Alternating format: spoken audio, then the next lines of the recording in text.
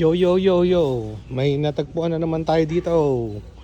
Size large na women's full zip na sweater Carhartt, kaso lang medyo mahal. 12 dollars, 600 pesos, 600 plus tax, mga 700 pesos na to.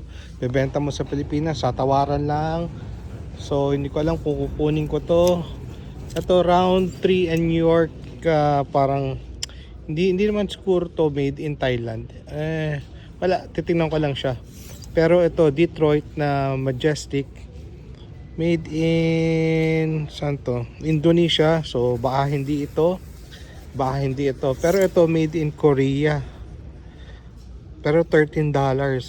Pero ito baka ito lang kukunin natin. Ano to stitch, hindi siya printed. Sa bagay stitch din naman to. Stitch din kasi ngayon 'di ba printed na, so medyo may premium to, tas mukhang luma. Ito Michigan na to, pero medyo mahal din to. Dito lang din pambenta.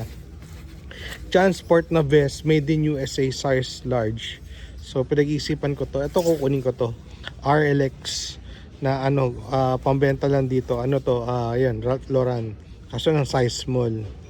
So hindi ko alam. Tapos ito ay Houndstooth na Jacobson.